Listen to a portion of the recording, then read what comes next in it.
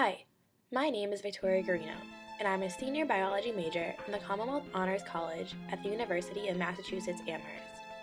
For the past 3.5 years, I've been working in Professor Abigail Jensen's research lab, who studies the mechanisms of retinal development and disease.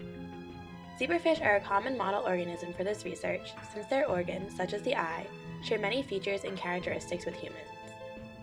My thesis project focuses specifically on the vertebrate eye. The eye is made up of two types of specialized light-sensing cells called rods and cones. Rods are responsible for spatial vision, whereas cones are responsible for color. Rods are made up of thousands of packed discs that resemble a stack of quarters.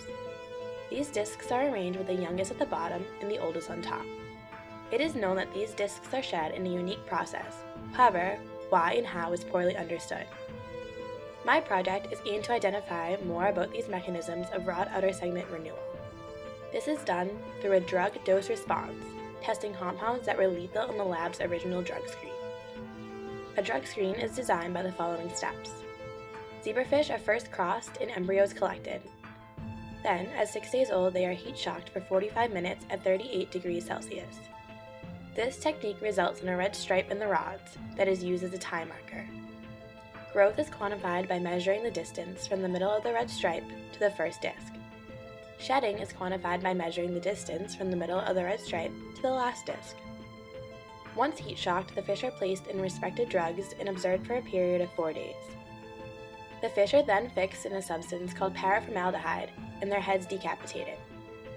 Fish containing eye tissue are then arranged in agarose like fruit and jello. Slices of eye tissue can then be taken using a chirostat, a machine that resembles a deli slicer. Slides are then preserved with antibodies and images collected using confocal microscopy. This results in a series of 3D images in which rod growth and shedding can be measured.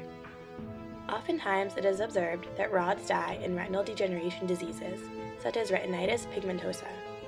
As a result, this research will provide a better foundation for understanding these inherited retinal eye diseases, for which there are currently no known cure.